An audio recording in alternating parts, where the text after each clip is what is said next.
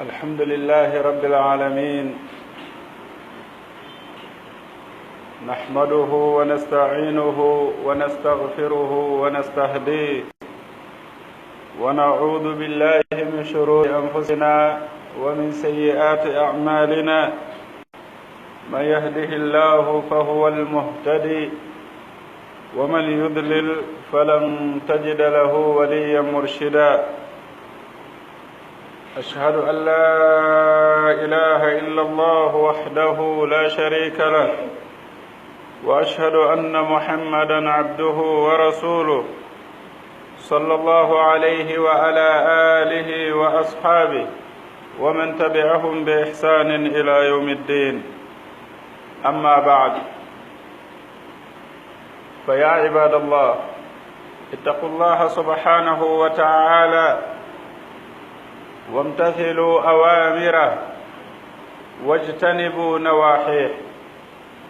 وتذكروا نعمه واشكروها، فإن ذلك داعية إلى محبة الله سبحانه وتعالى، ومحبة الله تجلب محبة الله للعبد. يتي الله سبحانه وتعالى هانو دو يتي ديوم نيمين دو يهوري جياب مكو بن نيماجي هيودي نيماجي هوبودي. en seedi ke ala reweteɗo e gonga siwona o allahu jonɗi nemaji ɗo kanko tun hawtodiiɗo o alanamo en seedi ke wondema Muhammadu ibne Abdillah ko jeyaaɗo makko ko o nelaaɗo makko o timmini nulal ko o nula kon o laaɓani mofteɗen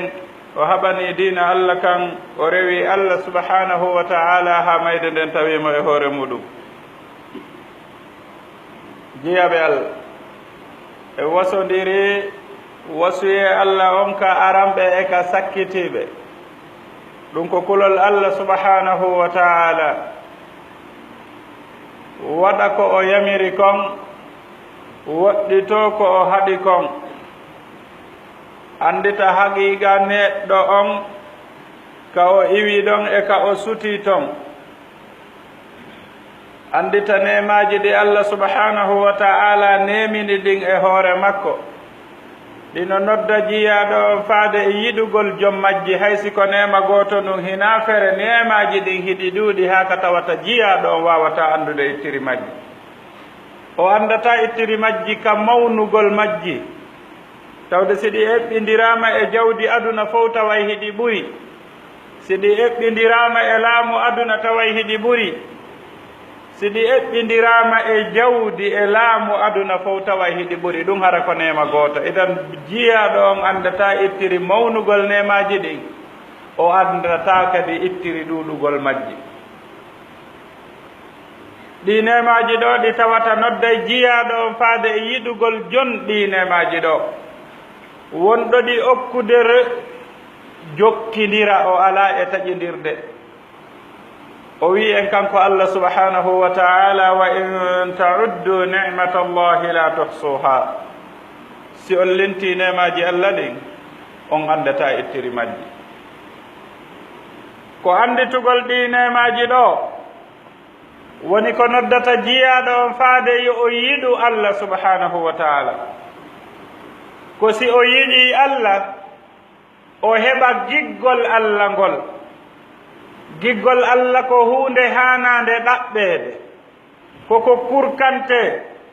koko okkete wonki muɗum e jawdi mum fi heɓagol ngol giggol Allah ɗon e fo hiɗen andi si tawi woni neɗɗo o soyi himo yiɗi goɗɗo ko ha honto o laaɓantamo ko ha honto o wallitotomo ko ha honto o kurkantomo ko ha honto o dépensantamo ko ɗum waɗi gooto ɓe haray no hato jini e heɓugol giɗo mo tawata si o maapike o yahay ka makko ittanamo maapa on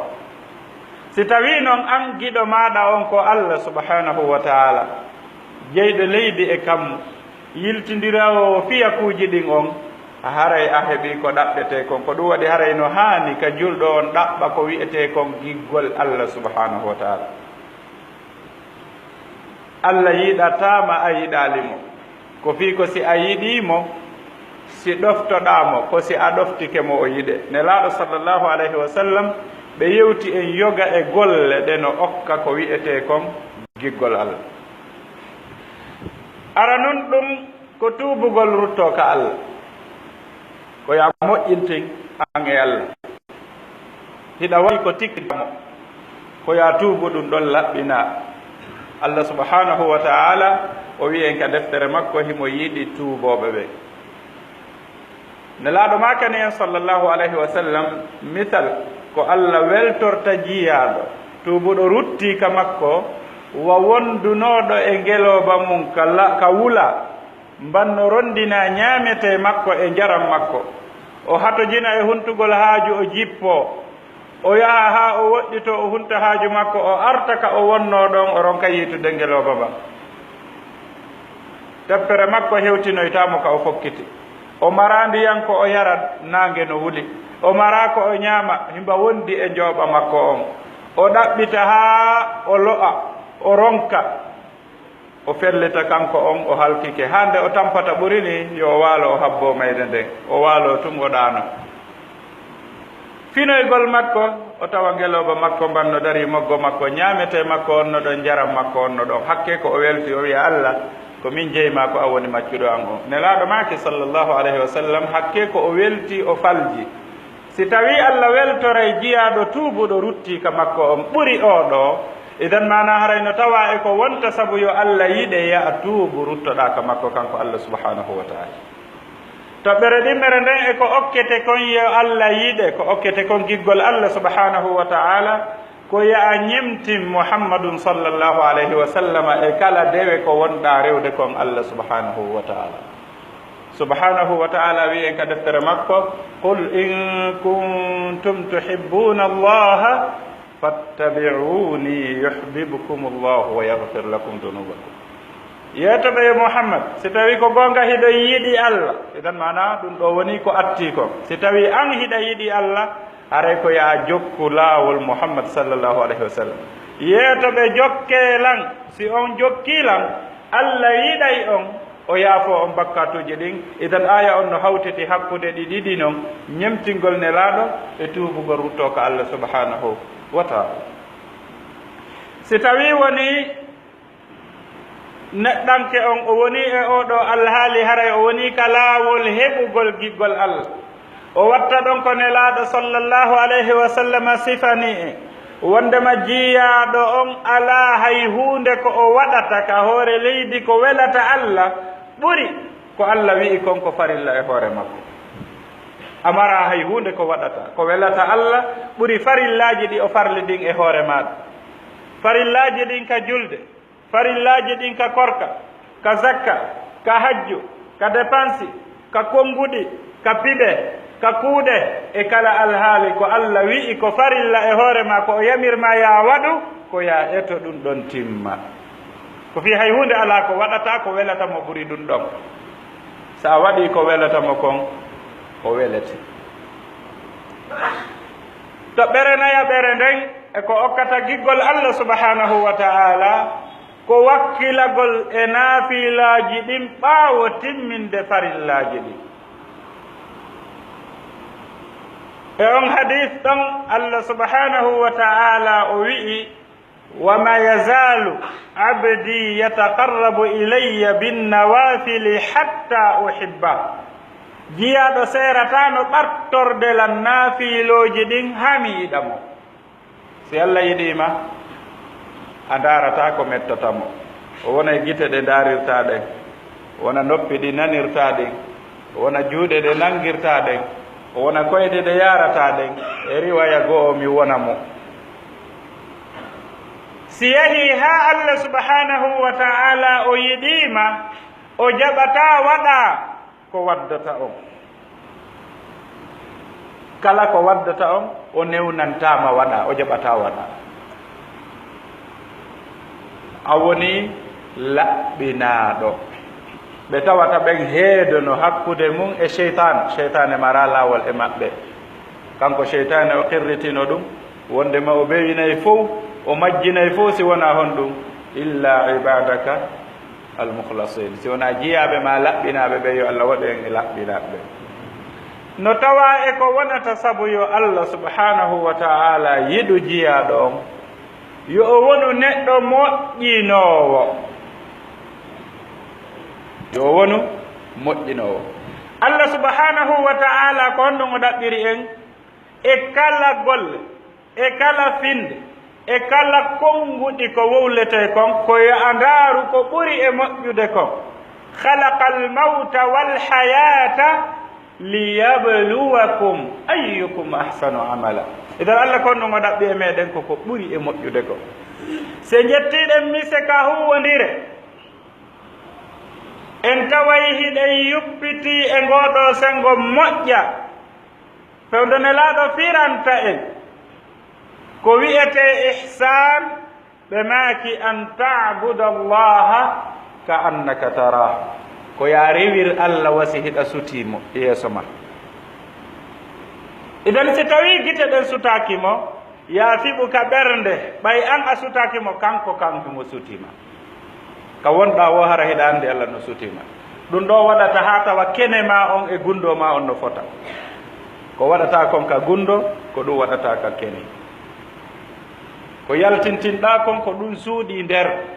ko woni ka ɓernde kon ko ɗum wona wowlede, ko ɗum wona huurede. idan mana yo neɗɗanke on so'uhimo wonde e Allah subhanahu wa ta'ala. ko ɗum waɗi boneeji go'o ɗi Allah yewti e yimɓe ɓen no bonnude no tawa e ko o dambi ko woni sabu ɗum piiji ɗiɗi: angal gonɗingol Allah e angal gonɗingol ñalaande sakkitiinde nden. e nder tugal liman ɓen ko ɓuri e heewde kon ka hadis e ka qur'an ko ɗiɗo ɗiɗi: liman kana yuminu billahi wal yawmil akhir. luttuɗɗin o wolata fe mum ko ɗiɗo ɗiɗi tun o yewtata, ko sabu honɗum ko himmugol anditugol jiyaɗo on ɗiɗo ɗiɗi saanga o gollata golle makko ɗe. Allah subhanahu wa ta'ala wiyen ka deftere makko baɗa a'udhu billahi minash shaitanir rajim bismillahir rahmanir rahim waylul lil mutaffifin alladhina idha iktalu 'alan nasi yastawfun wa idha kaluhum aw wazanuhum yukhsirun ala yadhunnu ulaika annahum mab'uthun liyawmin 'azim yawma yaqumu an-nasu lirabbil 'alamin. ɗo kaka ngeygu Allah jonni misal. si ɓe ettude fii hoore maɓɓe ko kamɓe woni soodude, kamɓe woni ƴettude, ɓe timmina sari'aare nden. timmingol sari'aare nden ka etete ɗon, timmingol kiloji ɗin, timmingol métre ji ɗin, timmingol qualité on e huunde wonande yeeyeede nden, yastawfuna ɗo ɗi fof hiɗi naatori nder. naa ko etete kon tun ko metete kon no naatori ɗo, qualité on no naatori ɗo. premier qualité, deuxième qualité, troisième qualité ko probléme yastawfun. wa ida kaluhum, siko kamɓe woni ɗe yeeyude, kamɓe siko kamɓe woni ƴettude timmay, qualité on timmay, quantité on timmay, siko kamɓe woni yeeyude. wa ida kaluhum, si ɓe etaniɓe, aw wazanuhum ma ɓe peesaniɓe, yuhsiruna, ɓe ɗoyta. ɓe ɗoyta ka quantité ma ɓe ɗoyta ka qualité. si fof emo waɗi ñawoore nden ko nde wootere. Allah daali ɓe wonɓe wadde ɗum kañum sino ƴettude timmina, sino jonnude goɗɗo ɗuyta si jonnamo. ala yadunno ulaika annahum mab'uthun, e ɓe sikku ɓe immintinoytaake, ɓe sikku si ɓe maayi lanni. kuuɗe ɗen ko ɗum holli, aya on ko ɗum holli. neɗɗo wonɗo yeeyude o nunɗaali ka ngeygu makko o hoolaaki e ummuta. neɗɗo wonɗo jannude mo hoolaaki Allah o janfoto. wonɗo huwondireede e kala huwondiral, woni ko e dewgal, woni ko e goɗɗum ngoo, si o hoolaaki o immintinoyte tun o janfoto. simo felliti noon o immintinoyte o suusata. ko ɗum waɗi Allah subhanahu wa ta'ala o addi lande ɗe Quraysiyankooɓe landotono nelaaɗo sallallahu alayhi wa sallam wañaa jalkito, ma wañaa angal hoolagol. o wiiɗa yas'alunaka ani saa'ati ayyana mursaha fima anta min dhikraha ila rabbika muntahaha innama anta mundhiru man yakhshaha كأنهم يوم يرونها لم يلبثوا إلا عشية أو ضحاها. بين لندما أنا قال درنا كهن دي تمانغال وات.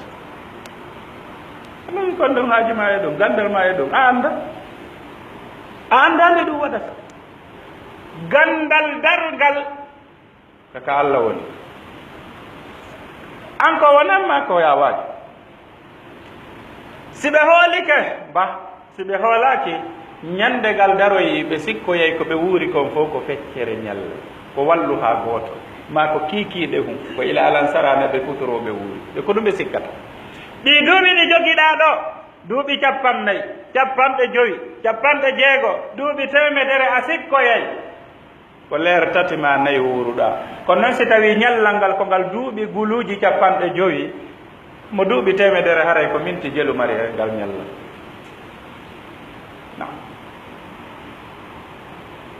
idan no tawa e ko woni sabu yo cheytane waawu won kiikin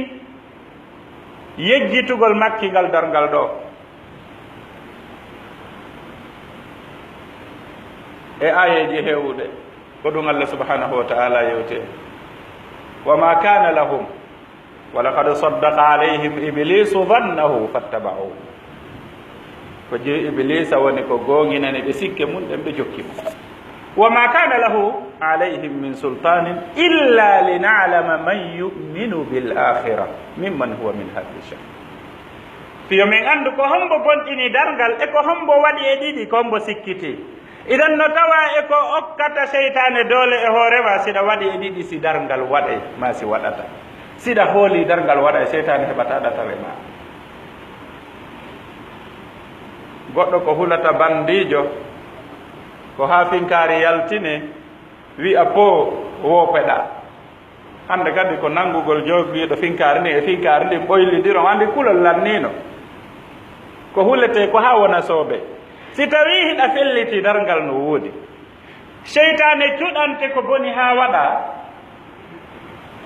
o hollete teddendi e sattendi e tampere e dewal ha acca la o heɓata ɗen doole o taway an ka fokkituɗa ɗon hiɗa wayi wa kural goɗɗo darata ko yeeso ma kono ko honɗum heeɓi en hiɗe waɗi e ɗiɗi si darngal no woodi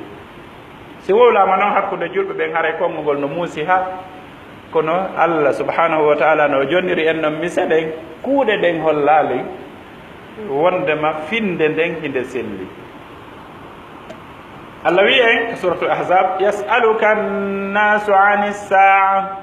qul innama ilmuha inda allah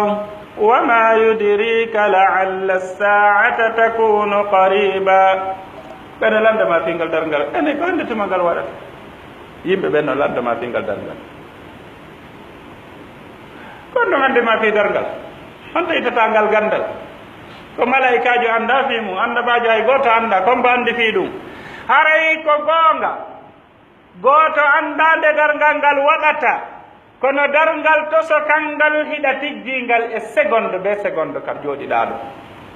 ka dariɗa ɗon ka waaliɗa ɗon ka sujjuɗa ɗon ka yimata ɗon ka amata ɗon ka janngata ɗon ka juulata ɗon hiɗa habbingal darngal toso kangal ko sortede kiiɗo wonki ka ɓanndu ma ngal ɗo ngal woɗɗa miɗo anndi ɗum hiɗa anndi ɗum ngal ɗo ngal woɗɗa e fo e weyi wonki hooloraka ko woni hooloraka ko a annda ko honde tuma a annda ko honto idan si tawi wonki kinna hooloraki allah no wi uma ya heblude si tawyamo ton ya ayuha alladina amanu ttaqu llaha waltanzur nafsum ma qaddamat ligad hule al mo ɓe moyo ndaaru ko on ɗum ardinani jambe idan se ndaari ɗo enen toliɓe ɓe mo ɓe yo ndaari ɗo ko honɗum ardinani jambe e wiye he ɓe wi joni enen ɗo fof mahi honto ka dargal yo malakul mawti ar ƴetta enen ɗo fof wiye e habbe si en landama ko ɓeru honto o habboto ñallal yonayi yo yahu heɓɓito ko bonnuɗoɗe ko tuwa tuuɓe ko moƴƴinaka ko moƴƴinen ko juulaka ko juulen ko hooraka kon hooren mana hara enen ɗo e landa ko ɓeru dumun ne jelu habbete ɗen fiyo ɗum wonu hara hiɗon tijji ñallal gotal yonay yonata hara yontere yonay yonata lewru yonay joni wiye ɗo joni ko accanteɗa ko ɓeru lewru wonki ki ƴettite hara a landete wona yonayi yonata hitande yonayi jiyaɓe Allah hay wiɗen duuɓi joyi o wiye yonata jonnon mo mara garanti seconde mara garanti leer fii o heblo himo andile o yahay yeelan himo hebli o heblaki himo hooli o tawoyay goɗɗum ma o immintinoyte janngo kuuɗe ɗen holla ɗum mo wurata mo mara garanti miniti gooto himo hata joni e duuɓi jowi fii o heblo on no hebli idan ko ɗum ɗo waɗi si Allah subhanahu wa taala wi en landal ko wonɗen landade kon fii dargal ko en wona pré en hoolaki waɗay en hoolaki waɗay si en wowlanali hoore men goonga en marama wowlanen goonga o idan be heɓɓitoɗen salaji meɗen ko fii en hoolaki dargal si ɗen hoolino dargal naani wayno ɗen o humidiri gollugol ko moƴƴi kon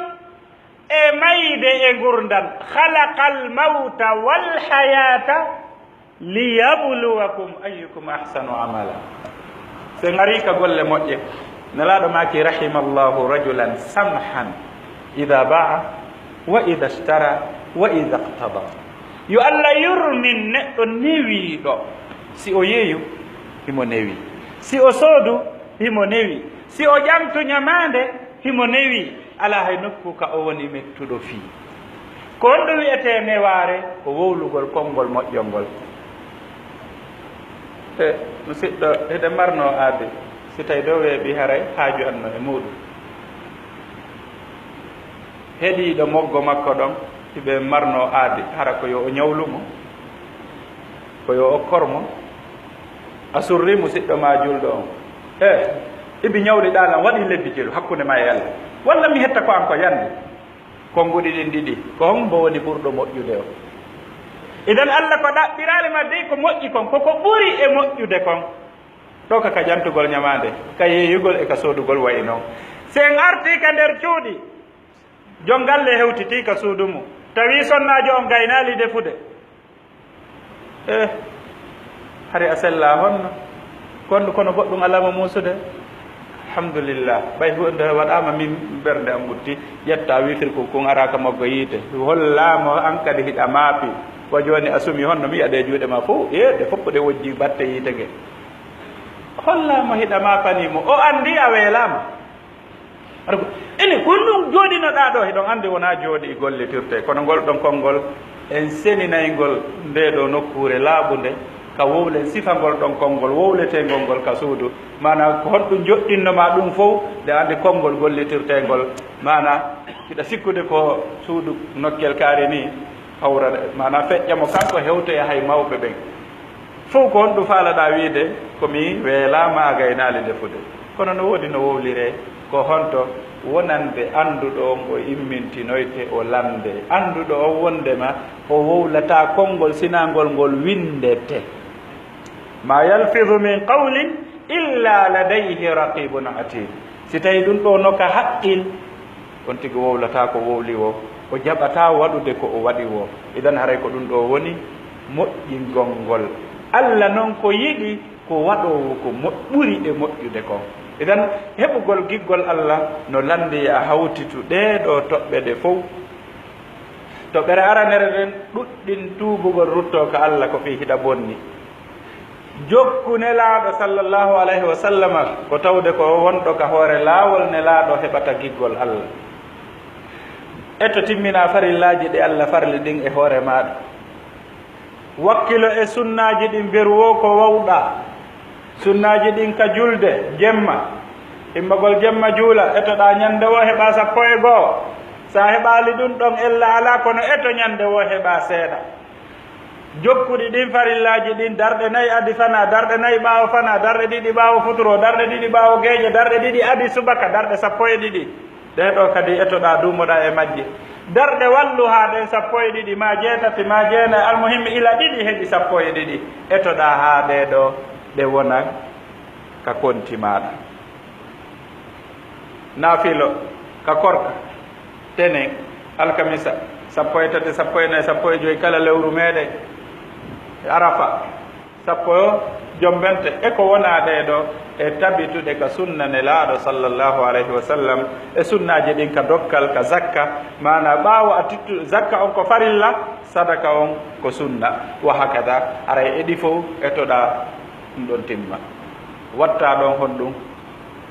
taweɗa ka moƴƴinoɓe watta ɗon taweɗa ka laaɓuɓe ɓe ɓernde mum laaɓi coñci mum laaɓi ɓanndu mum laaɓi nokkuren mum laaɓi si ɓernde nden laaɓi konnguɗi ɗin laaɓay kuuɗe ɗen ɗe laaɓay yo allah arsiko en laaɓal ngal yo allah arsiko en giggol makko kanko allah subhanahu wa taala aqulu ma tasmaun wa astahfirullaha li wa lakum fastahfiruhu innahu huwal ghafurur rahim.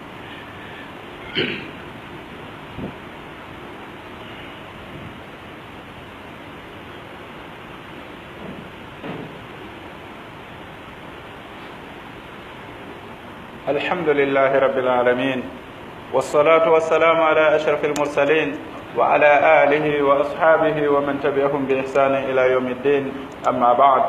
يتي الله سبحانه وتعالى هانو دو يتدو nemin de hoore jeyaɓe makko ɓen nemaji hewɗi nemaji humɓuɗi en seedi ka ala reweteɗo e gonga si wona o allahu kanko tun hawtodiɗo o alanama en seedi ka wondemo mouhamadou bne abdillah ko jeyaɗo makko ko nelaɗo makko timmini nu langal o laaɓani moftoɗen o haɓani dina allah kan ha mayde tawimo e hoore mum yo allah ɓeydu yurmede makko nden hoore o nelaɗo tedduɗo e ɓeygure makko e sahabaɓe makko e kala ñemtinɗomo ha ñalade joddi golle jiyaɓe allah ɓawo andugol meɗen ko yoga e ko wonata saabu yo allah subhanahu wa taala yiɗu jiyaɗo on no hani ka jiyaɗo on woɗɗito kadi kala ko wonata saabu tikkere allah nde ko fi hon ɗum ari ka hadis nelaɗo sallllahu alayhi wa sallam wondema jiyaɗo no wowla konngol ngol wattantile mum hara ngol ɗon konngol ko weltinaygol allah ngol wona sabu o ɓantede ka darjaji towɗi ka allah subhanahu wa taala sabu konngol ngol o wowligol imo wowla kadi konngol hara ko tikkinaygol allah ngol wona sabu o bugede ka nder yiite o jola duuɓi 90 hara o hewtoyali ndanka idan mana si jiyaɗo no wakkilade fi yo heɓo giggol allah himo waɗude ko wonta kon sabu yo heɓo giggol allah himo haani woɗɗitade kala ko tikkinta allah wota o hawroy e gooto e ɗi konnguɗi ɗi nelaaɗo misani en ka hadis ɗo wona sabu ko o golluno kon fof bona ko ɗum waɗi haray allah subhanahu wa taala himo añi neɗɗo mawnintiniɗo nde mawnintinare ɗo haɗata neɗɗo waɗa ko moƴƴi iblis ko nde mawnintinare ɗo bonnanimo golle ko o golli kon e nder duuɓi haa fayda o wattida e malaika ɓe tawi kamɓe makko ɓe kanko e maɓɓe wontidi mawnintinare nde woni sabu yo o waɗu ko wonta sabu yo allah tikkanmo allah tikkanimo golle makko ɗe nde fof ɗe woni wonale ko satti o landano sujju si angal sujuudu woni sabu golle ko o golluno aranum fopp boni o yaltine e yurmede allah o yaltine ka aljanna o hebbiniri e yiite nge ñande dargal o lutta ka nder yiite ton idan wota yawi to bakkatu no o wayi wo no o wayi bakkatu no o wayi wo no o wayi wota yawitamo reenu ɗengal mangal wota hawru e gooto e ɗi konnguɗi wona e ɗi sabu allah tikkande ma hara o weltantako ma hande kadi dundaranke yaaga wonugol neɗɗo huñƴuɗo neɗɗo hurmɗo no tawa e ko haɗata a heɓude giggol allah ta jaɓu wonu newiɗo ko ɗum waɗi joom ganndo on o hawtitani en yoga e gimɗi o yuɓɓindiri ɗi kadi e annditugol dargal saa'i wo saa'i karmakoɓe ɓen ɓe hawtidiranayi en gollugol ko moƴƴi kon e annditingol dargal ko fii ko ɗum ɗo tu waawi helude ko wiyete kon e mawnintinare nden e wonki kin haaki wona ka hoore gata ko goɗɗo mawnintini wo ko o tiiɗi wo si tawi kulol ari o yejjitay mana jaahu ko marno fof majjay laamu majjay lanɗo si woni fettiɗo woni ko fetti wo ko fetti si wii pan o sora joni ka ley taaɓe o yejjitay fewɗo ɗon ko o lanta ko kanko wonata dow kanko jooɗoto dow kanko hertinante jullere feerere si wii pan o doga o tawta ka jama o won toon o sora kaɓe woni sorde toon idan mana kulol ngol jaɓata mawnintinare si tawi neɗɗo no anditi dargal mo anditi kulaleji ko waɗata kon ka dargal o taway alaka o cako ko fii ka o dari ɗon koko lannata idan si tawi ka o dari ɗon ɗan gurdan ɗan o woni hoolorde ɗo koko lannata jawdi lanna laamu lanna leydi lanna pelle duufo koode tetto ɗum ɗo fof jillodira mooɓe tagge wona hunde wootere ñande dargal konto darotoɗa alaa ka mawnintinoɗa ko liɓi ɗum ɗo kon liɓete ko hoyni pelle ɗen kon duufiɗe hoynete ko furɗini boobo peni on konno toon wona sama kala idan anditugol ma ngal ɗo ñallal e heelay ko wiyete ko mawnintinare ka ɓernde ma wonki kin arta kaki haani wonde ɗum o wi hon ɗum kun qabila al usri wagfir dallata nnasi wala tuti ya labiban amra waswasi fallahu yakrahu jabbaran yusharikuhu wa yakrahu allahu abdan qalbuhu qasi halla tadakkarta yawman anta mudrikuhu yawman satukhriju fihi kulla anfasi yawma arrahili an ad-dunya wa zinatiha yawma alwada'i shadid albatshi walbasi ويوم وضعك في القبر المخيف وقد ردوا التراب بأيديهم وبالفاس ويوم يبعثنا والأرض هائجة والشمس محرقة تدنو من الراس والناس في منتهى جوع وفي ظمأ وفي شقاء وفي هم وإفلاس يفر كل امرئ من غيره فرقا هل أنت ذاكر هذا اليوم أم ناسي وي wonu neɗɗo jippitiiɗo muññiiɗo yaafotooɗo fii hon ɗum sattende no nde wayi wo jaɓunde fii hon ɗum jippito fii hon ɗum muñño o wii Allah yiɗaa ɗum darankeejo Allah yiɗaa mo ɓernde mum yoori yorɗo ɓernde Allah yiɗaa on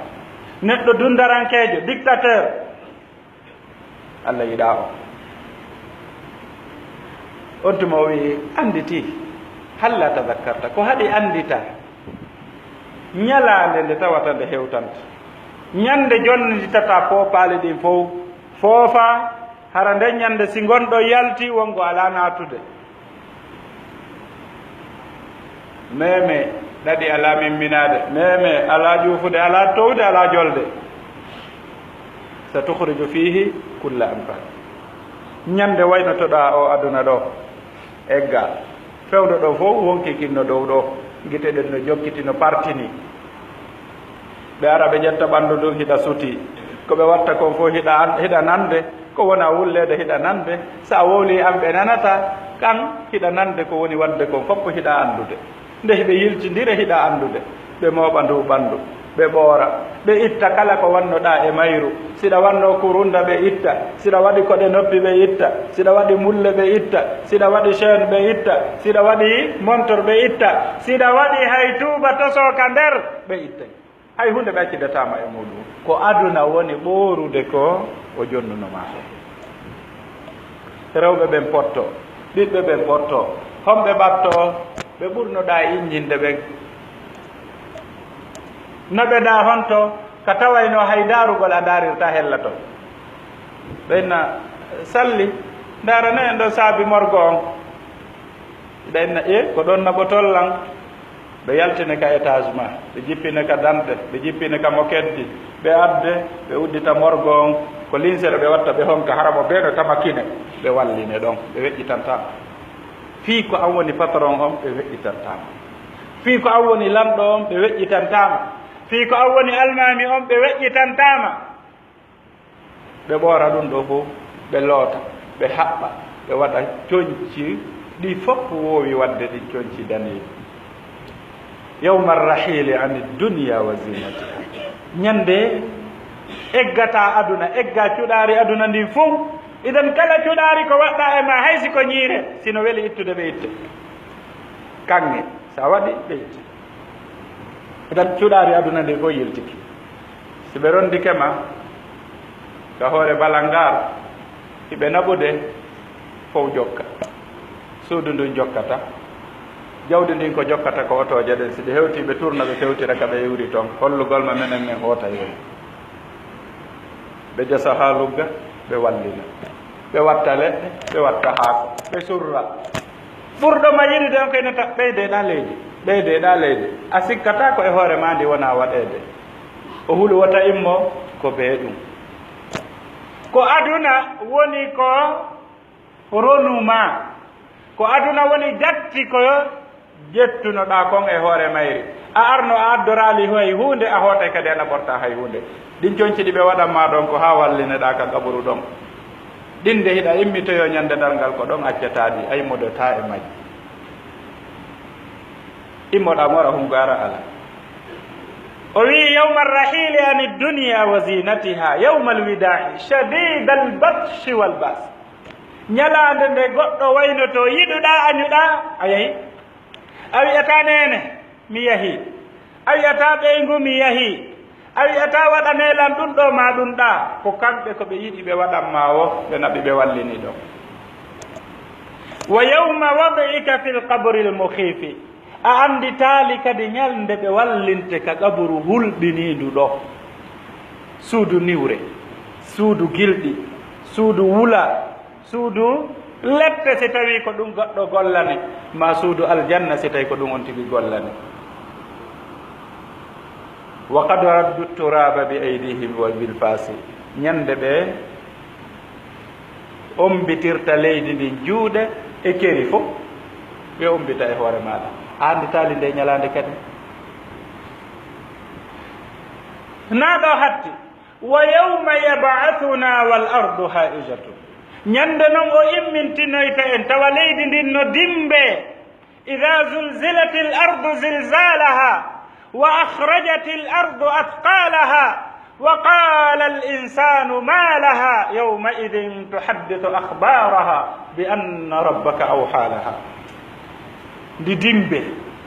ndi dimbete ha pelle fof duufo ko woni e mayri kon fof yalta ngaluuji ko waɗano e mayri kon fof yaltine kanŋe ko woni e mayri yimɓe ko woni e mayri kulle ko irano e mayri ibi ñande bani adama fuɗɗa surrede e mayri foppo yaltine ka yas mo ɓe immo daro ila e boobo ha e mawɗo gorko e debbo fof nokku gooto waɗa linsere mo ɓe e golle mum ɗen no weeɓita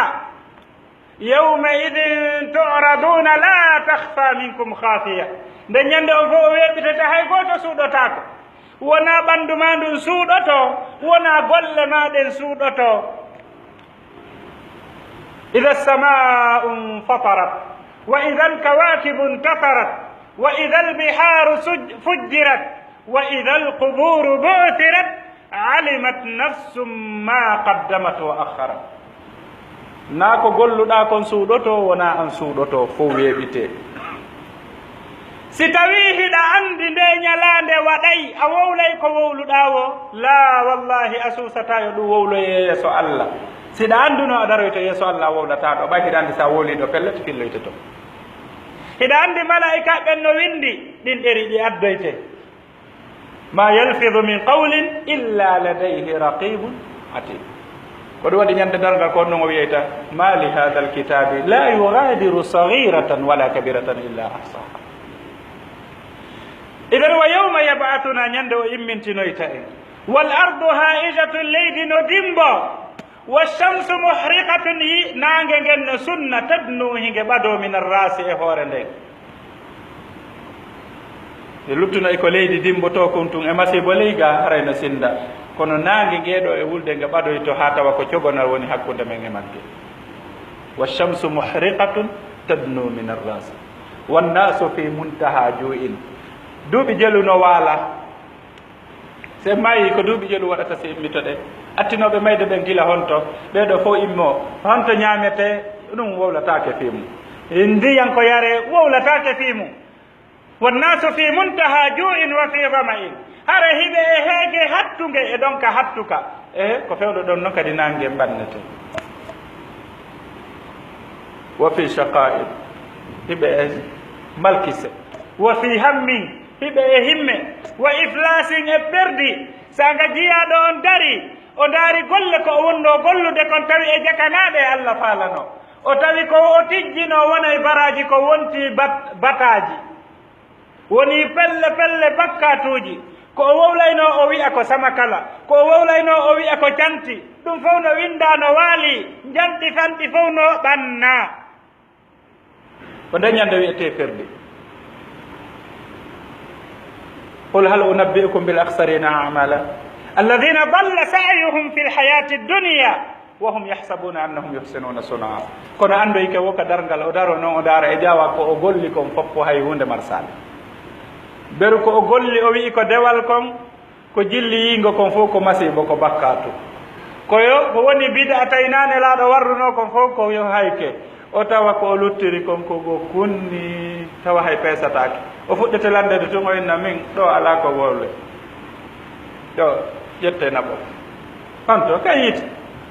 place go ala kono waɗi si Allah subhanahu wa taala kon ɗum o wi ɓen ɗon fala nuqimu lahum yawma alqiyamati wasna ala ko peese ko o golli dewal kon ko bida ɗuma ko yiingo ko lutti kon ko bakkatuji himomoɓi ha yoni baraji hunde jokka ko peesete ɗon ala ko peese kono ko nden ñande noon o andata e jakka ala ka aduna gaarimo sikkude ko kanko woni kohojo on kanko waɗatno buusuji janin dawo hu honno e jakkana hunde ko fi on ɗum o gollali ko welata Allah subhanahu wa taala yo dande en ɗippirde yafirru kullu mri'in min gayrihi farakan nde ñande mo ɓe si hayni ke oya doga o hayno nene makko o doga o hayno ɓen makko o doga ko ɓeeɗo wonno hanki yurmeteɓo mo ɓey ko honɗum waɗi o dogu himo andi no woodi hakke wonɗo hakkude makko e maɓɓe o doga ɓiɗɗo makko o doga ɓeygu makko ko waɗi o dogi konno ton e hoore gon masibo ngo o jogii fof ko o tijji ko ɓeynanede kadi bakkatu rewɓe makko ɓen o jonnitano ɓe haqqeji ɗi ɓen no ari ƴantugol ɓiɓɓe ɓen o jonnitano ɓe ɓen no ari ƴantugol kawtal ngal o lorrunongal no ari ƴantugol mo o yeeyuno ko boni on no ari ƴantugol mo o ñawlino o yoɓaali on no ari ƴantugol hatta o dogay kono o laawoto la wallahi o laawota yafirru kullu mri'in min gayrihi faraqan gooto e meɗon ɓe doga oya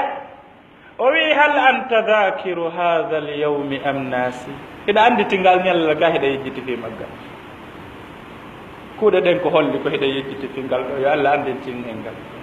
yo Allah artire en ka hoore laawol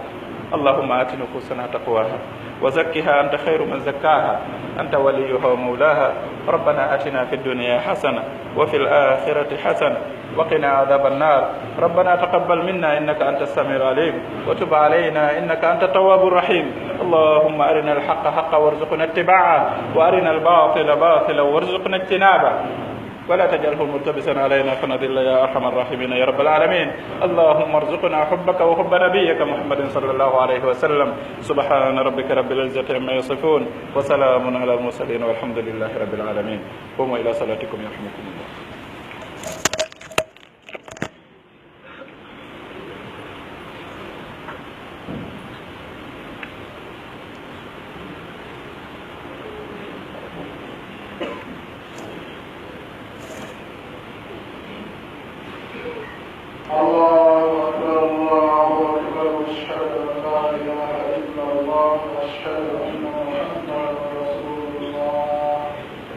حي على الصلاة حي على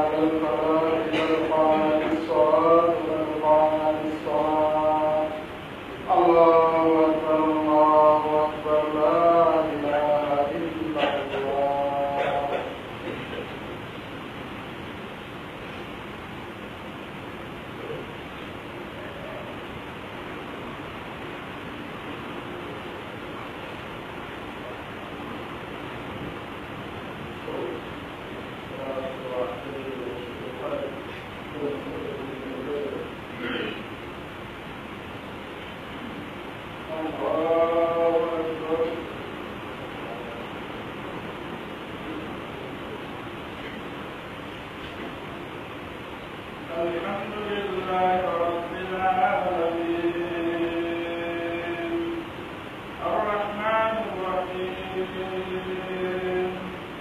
مالك يوم الدين إياك نعبد وإياك نستعين اهدنا الصراط المستقيم صراط الذين أنعمت عليهم غير المغضوب عليهم ولا